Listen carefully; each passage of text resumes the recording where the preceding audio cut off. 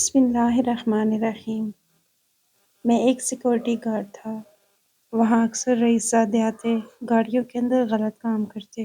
میں ان کو ایک مخصوص جگہ بتا دیتا اور میں خود ان کی ویڈیو بنا لیتا تاکہ کبھی کام آئے۔ مگر ایک دن ایسا ہوا کہ 3 لڑکے ایک معصوم بچے کو لے کر آئے۔ مجھے اس پر ترس آیا۔ میں نے جوں ہی فروری کا مہینہ تھا اور مری کی یخبستہ ہوائیں تھیں۔ برف باری تو اب ختم ہو چکی تھی، لیکن ہر جگہ برف کے اثرات ابھی بھی باقی تھے۔ رات کا وقت تھا۔ میں اپنے مخصوص کمرے میں بیٹھا ہوا تھا، جہاں سے کھڑکی کے باہر کا منظر مجھے صاف دکھائی دے رہا تھا۔ ایک گاڑی آ کر کھڑی ہو گئی تھی، لیکن گاڑی میں سوار 2 لوگوں کو دیکھ کر مجھے اندازہ ہو گیا تھا کہ یہ گاڑی پارکنگ ایریا سے دور کھڑی کرنے کا ارادہ رکھتے ہیں۔ اسی وجہ سے اب یہ دونوں میرے پاس آنے والے تھے۔ وہ دونوں لڑکا اور لڑکی تھے۔ لڑکے نے آنکھ مارتے ہوئے مجھے 500 روپے دیے اور کہا کہ ہمیں گاڑی پارکنگ ایریا سے تھوڑی دور کھڑی کرنی ہے۔ میری بات کو سمجھو۔ میرے چہرے پر معنی خیز مسکراہٹ آ گئی۔ میں نے کہا آپ کی بات سمجھ گیا، لیکن 500 روپے اس کام کے لیے کم ہے۔ میری نوکری خطرے میں پڑ سکتی ہے۔ میں 500 روپے کے لیے اپنا روزگار تو نہیں گنوا سکتا۔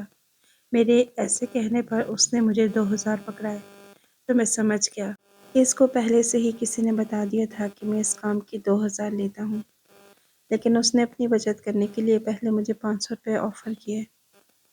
پیسے لے کر میں نے ان کو اشارہ کیا کہ وہ اپنی مطلوبہ جگہ پر گاڑی کھڑی کر دیں اور مجھے وقت بھی بتا دیں کہ کتنی دیر تک وہ گاڑی کے اندر رہیں گے، تاکہ میں اتنی دیر تک چوکن نہ رہوں۔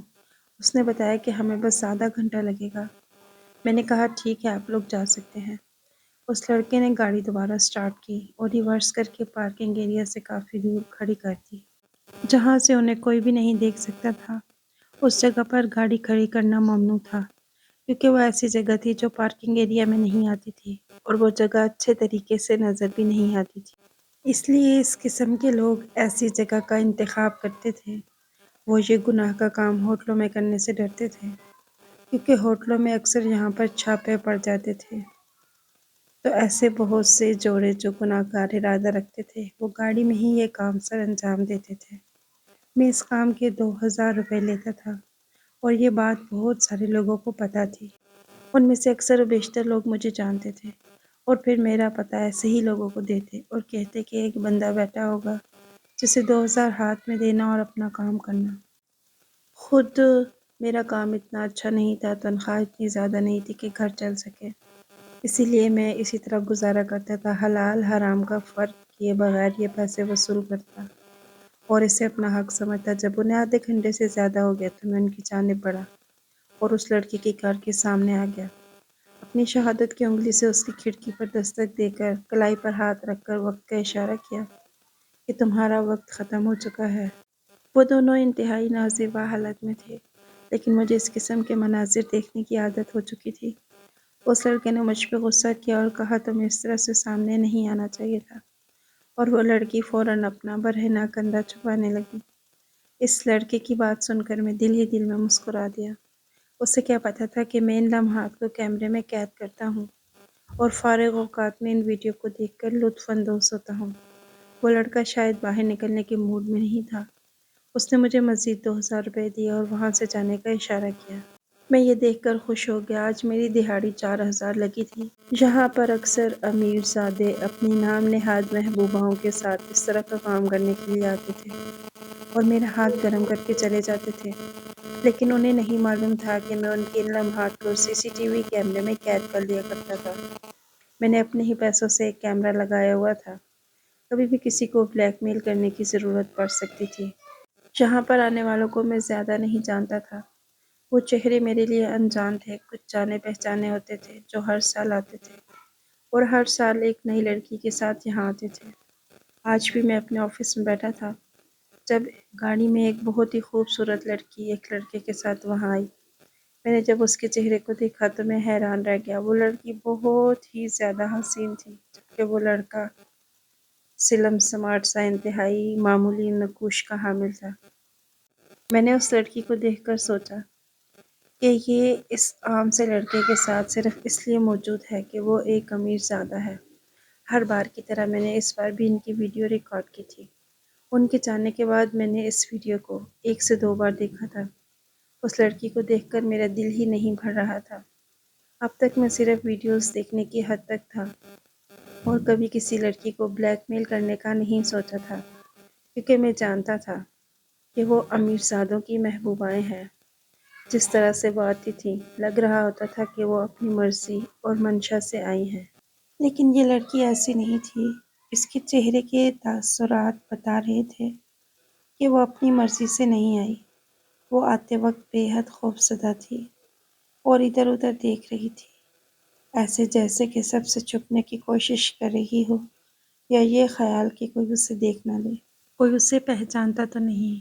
میں سمجھ گیا تھا کہ یہ لڑکی اپنی مرضی سے نہیں آئی، بلکہ بلیک میل ہو کر آئی تھی یا پھر مجبوری میں آئی تھی۔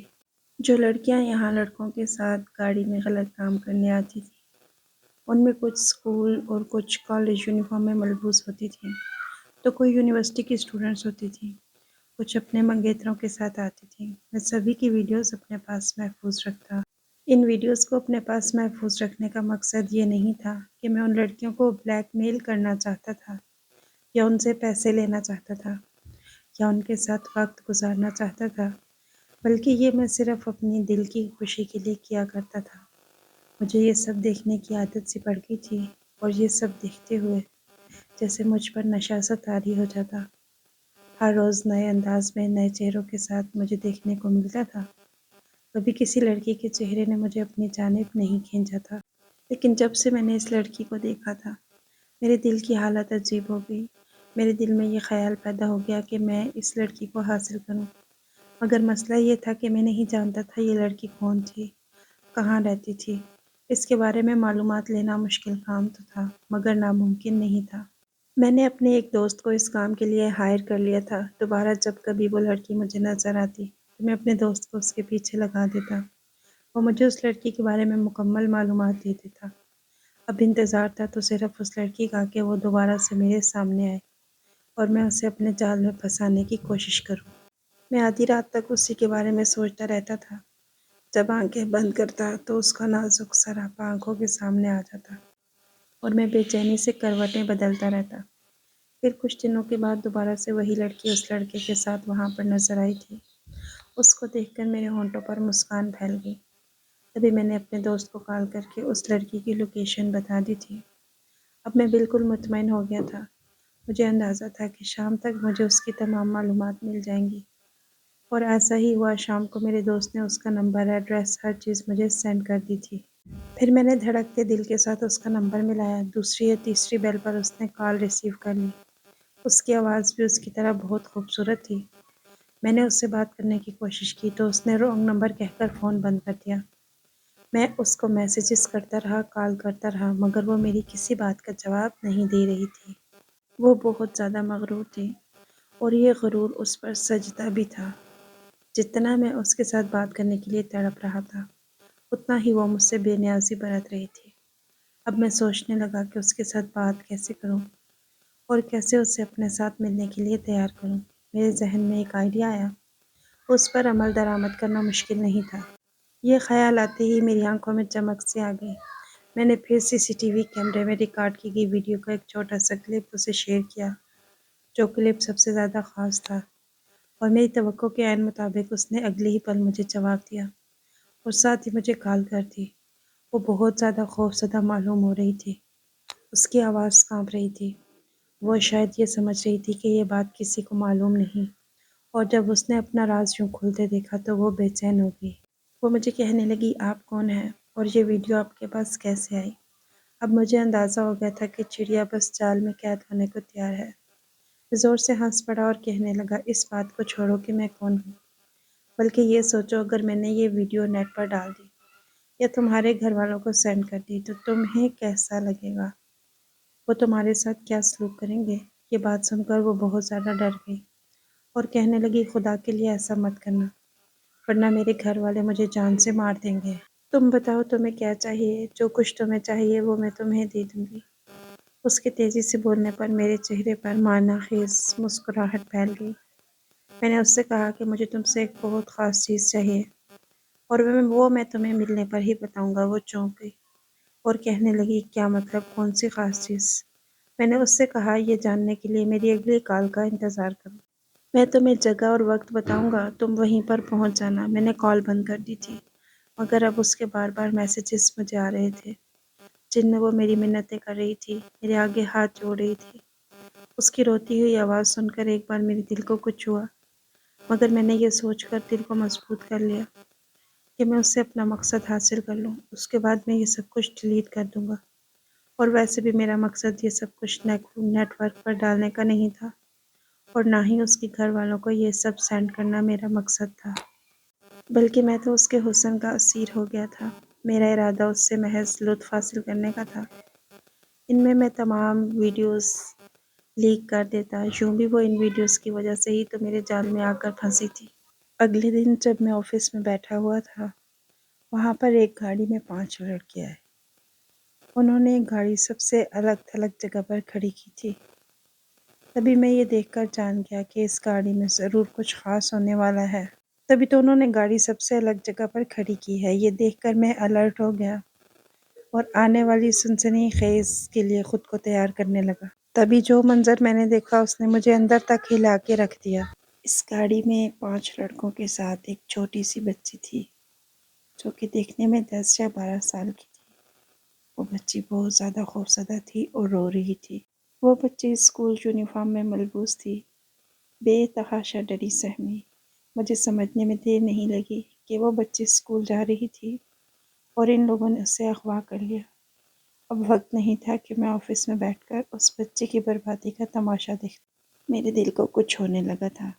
میں فوراً اپنی جگہ سے اٹھا اور گارڈ کو الرٹ کر کے اپنے ساتھ لے کر اس گاڑی کے پاس پہنچا۔ وہ لڑکے مجھے دیکھ کر چونک گئے تھے۔ وہ بچی ان کی گرفت میں مچھلی کی طرح تڑپ رہی تھی۔ میں نے لڑکوں کو غصے سے گاڑی سے باہر نکالا۔ دونوں گارڈز اب میرے ساتھ پہنچ چکے تھے۔ وہ لڑکے کسی امیر خاندان کے لگ رہے تھے۔ وہ مجھے اس بات پر ڈرانے دھمکانے لگے کہ اگر میں نے یہ بات پولیس کو بتائی تو میرے ساتھ اچھا نہیں ہوگا۔ میں نے ان کی بات کو تحمل کو سنا اور کہا کہ جو بھی ہے تو یہ پولیس کیس۔ آپ لوگوں کو جو بھی کہنا ہے ان سے ہی کہنا، اب پولیس ہی تم لوگوں سے نپٹے گی۔ وہ لڑکے مسلسل مجھے اس بات سے باز رہنے کے لیے اکسا رہے تھے، لیکن میں بھی ان کی باتوں میں آنے والا نہیں تھا۔ میں نے اپنے دوست کو کال لگا دی جو کہ انسپیکٹر تھا۔ وہ فوراً ہی یہاں آ گیا۔ اسی دوران میں نے اس بچے کو گاڑی سے نکال لیا تھا اور اسے اپنے آفس میں بٹھا لیا۔ وہ بچی بہت زیادہ معصوم تھی اور بہت پیاری تھی۔ مجھے اس میں انجانی سی کشش محسوس ہونے لگی، اور تبھی میری نگاہوں کے سامنے کسی کا چہرہ گھوم گیا۔ میں نے اپنے سر کو جھٹکا اور اس سے پوچھنے لگا، تمہارے پاپا کا کیا نام ہے؟ وہ کیا کرتے ہیں؟ بچی رونی شکل بنا کر بولی، میرے پاپا فوت ہو گئے ہیں۔ یہ سن کر مجھے بہت افسوس ہوا۔ پھر میں نے اس بچی سے کہا، میں تمہیں تھوڑی دیر کے بعد تمہاری ماما کے پاس لے جاؤں گا، تم پریشان مت ہو۔ کیا تمہیں اپنے گھر کا ایڈریس معلوم ہے؟ اس بچی نے فوراً مثبت انداز میں سر ہلایا اور اپنا ایڈریس بتانے لگی۔ مجھے لڑکی کی ذہانت بہت پسند آئی۔ میں اس لڑکی کے ساتھ دلچسپی سے چھوٹی چھوٹی باتیں کر رہا تھا۔ تبھی میرا دوست بھی یہاں پر آ گیا اور کہنے لگا کہ یہ تم نے بہت اچھا کیا جو اس بچے کو درندوں سے بچا لیا، ورنہ اس کی زندگی برباد ہو کر رہ جاتی۔ میرا ایک پل کو بھی اس بچی سے علیحدہ ہونے کا دل نہیں کر رہا تھا۔ میرے دوست نے کہا کہ اس کے گھر کا پتہ معلوم کر کے وہاں پہنچا دیتے ہیں، اس کے گھر والے بھی پریشان ہو رہے ہوں گے۔ میں نے کہا، میں بھی تمہارے ساتھ جانا چاہتا ہوں۔ اپنے گھر کا ایڈریس اس بچی کو معلوم تھا۔ جب ہم اس کے بتائے ہوئے ایڈریس پر پہنچے تو گھر کے آس پاس کافی ساری عورتیں جمع تھیں جو کہ آپس میں چہمگوئیاں کر رہی تھیں۔ گھر کا دروازہ کھلا ہوا تھا۔ جب ہم وہاں پہنچے تو وہ عورتیں بچی کو دیکھ کر کہنے لگیں، ارے شزا، تو کہاں تھی؟ تمہاری ماں تمہارے لیے کتنا پریشان تھی۔ غرض یہ کہ چاروں طرف سے عورتوں کی بھن بھن کی آوازیں آنا شروع ہو گئیں۔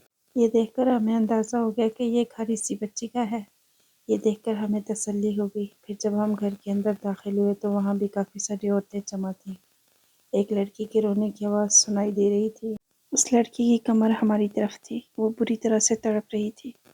محلے کی ایک عورت نے اس سے نہ جانے کیا پوچھا تو وہ کہنے لگی کہ میں چھٹی کے وقت شیزا کو اسکول لینے گئی تو اسکول والوں نے کہا کہ آج شیزا اسکول آئی ہی نہیں۔ جبکہ میں اسے خود تیار کر کے اسکول چھوڑنے گئی تھی۔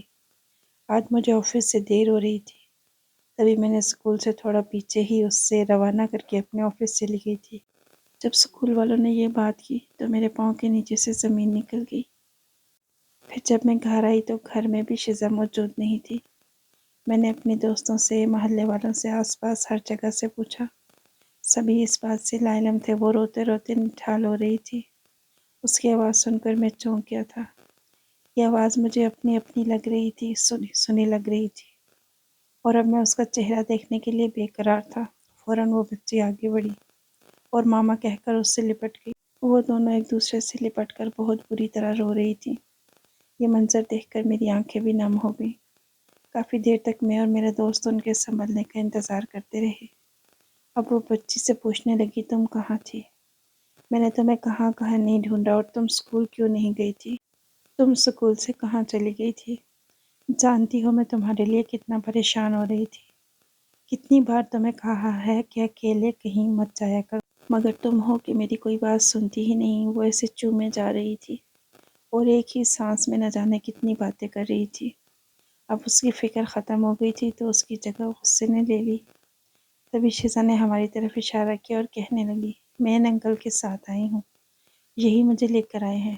اس لڑکی نے جب پیچھے مڑ کر دیکھا تو جہاں تھی وہاں ہی رہ گئی، اور میں بھی اس کے چہرے کی طرف دیکھ کر گویا پتھر کا بت بن گیا۔ ہم دونوں ایک دوسرے کو بے یقینی سے دیکھے جا رہے تھے۔ میری دوست نے ہمارے تاثرات دیکھے تو چونک گیا۔ مجھے کوہنی مار کر پوچھنے لگا، یہ کون ہے؟ یہ تمہیں ایسے کیوں دیکھ رہی ہے؟ کیا تم ایک دوسرے کو جانتے ہو؟ مگر میں کچھ بھی کہنے کی پوزیشن میں نہیں تھا۔ میں خاموشی سے وہاں سے اپنے گھر آ گیا اور شاہ زیب مجھے پکارتا رہ گیا۔ میں بیسن کے آگے کھڑے ہو کر اپنے چہرے پر پانی کی چھینٹیں مارنے لگا، اور جب شیشے میں اپنا چہرہ دیکھا تو اس میں اس کا عکس بھی نظر آنے لگا، کبھی ہنستے ہوئے، کبھی شرارت کرتے ہوئے، کبھی غصہ کرتے ہوئے۔ میرے اندر جیسے کچھ چل رہا تھا۔ میں واش روم سے سیدھا کمرے میں آ گیا۔ کتنے ہی گلاس میں نے پانی کے پی لیے، مگر میرے اندر کی آگ جیسے ختم ہی نہیں ہو رہی تھی۔ آج اتنے سالوں کے بعد اس کا میرا آمنا سامنا ہوا تھا، اور وہ بھی ایسی صورتحال میں۔ میں یہ سب سوچ کر حیران ہو رہا تھا کہ وہ اتنی بدحال کیوں تھی، اور وہ بچی کون تھی؟ کہیں وہ میری بیٹی تو نہیں تھی؟ اس کا جواب تو وہی دے سکتی تھی۔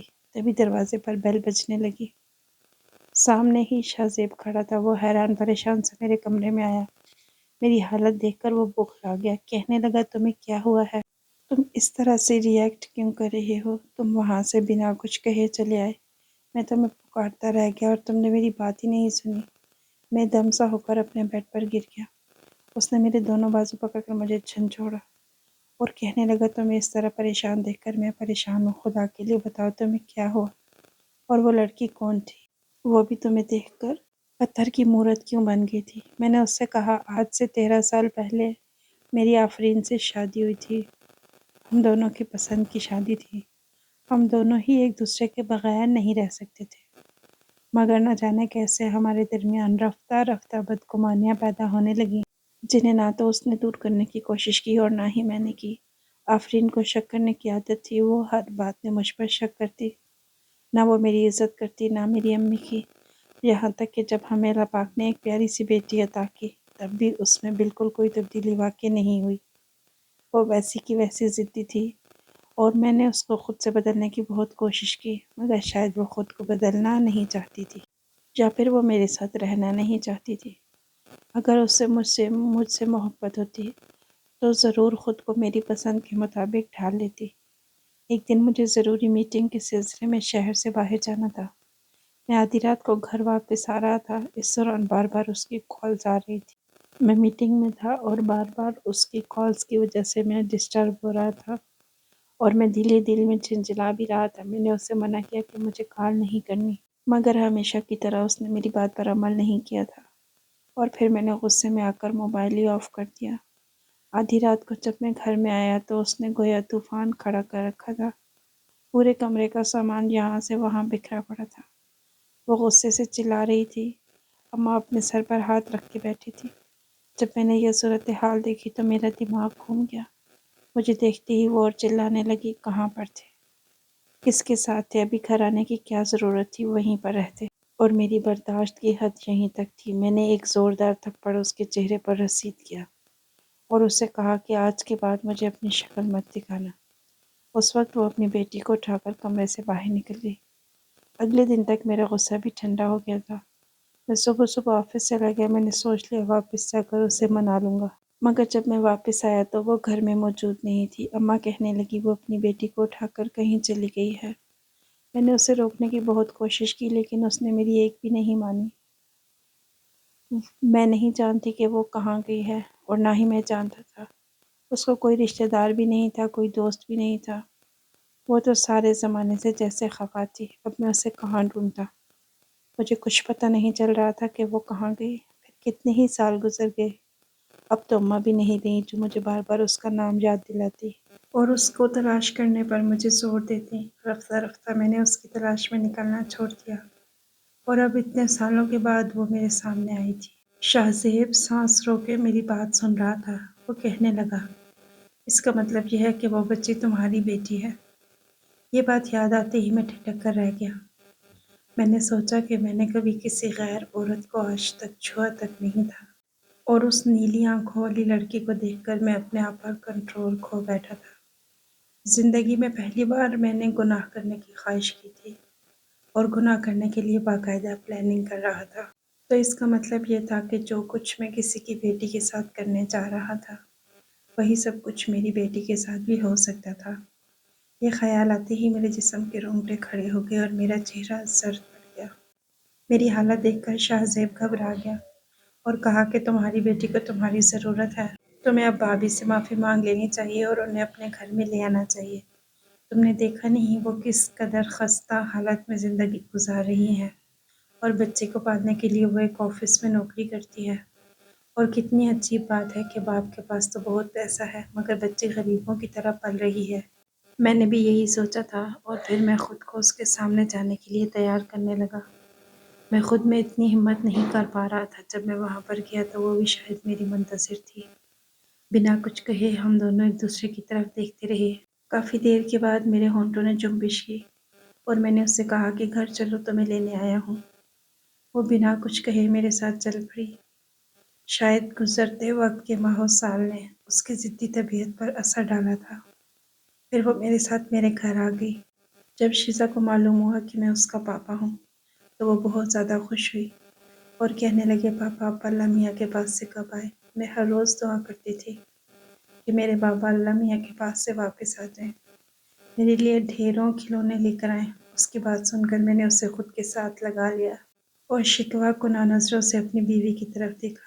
وہ تو گھر کا راستہ جانتی تھی، وہ تو آ سکتی تھی، مجھ سے معافی مانگ سکتی تھی، مگر اس نے ایسا نہیں کیا۔ اس نے میرے ہوتے ہوئے میری بیٹی کو ترسا ترسا کر زندگی گزارنے پر مجبور کیا۔ مگر اب میری بیوی پہلے کی طرح نہیں رہی تھی، تم بدل گئی تھی۔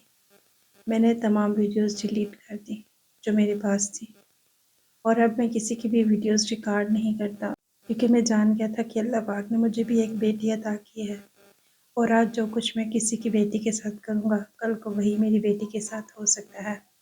میں نے اس لڑکی کی ویڈیو بھی ڈیلیٹ کر دی اور اسے کال کر کے معذرت کی کہ میں نے جو کچھ بھی کیا مجھے معاف کر دو۔ یہ سن کر اس لڑکی کو جیسے یقین ہی نہیں آیا، وہ بے تحاشا خوش ہو گئی۔ اسے میں نے فون بند کرنے سے پہلے نصیحت کی کہ کبھی بھی ایسا کام مت کرنا جو تمہارے باپ کا سر جھکا دے۔ اسے میری بات سمجھ میں آئی یا نہیں مگر مجھے سمجھ آ گئی تھی۔ ان لڑکوں کو بھی میں نے کڑی سے کڑی سزا دلوانے کا فیصلہ کیا۔ میری بیوی نے بتایا کہ وہ لڑکے اسے آفس آتے جاتے چھیڑتے تھے، تنگ کرتے تھے، اور ایک بار آخری حد پار کرنے پر اس نے تنگ آ کر ایک لڑکے کو تھپڑ مار دیا۔ اس لڑکے نے جب اتنے لوگوں کے سامنے تھپڑ کھایا تو اس بات کو اپنی انسلٹ محسوس کیا، اور آفرین سے بدلہ لینے کے لیے اس نے شیزا کو اغوا کر لیا۔ وہ تو شکر تھا کہ میں نے دیکھ لیا، ورنہ نہ جانے کیا ہو جاتا، اور پھر میں ساری زندگی خود کو کبھی معاف نہ کر پاتا۔ ناظرین، آپ کو یہ کہانی کیسی لگی؟ اپنی قیمتی رائے کا اظہار ضرور کیجیے گا۔ ویڈیو پسند آئے تو اسے لائک اور شیئر کیجیے گا۔ اگلی ویڈیو تک کے لیے اللہ حافظ۔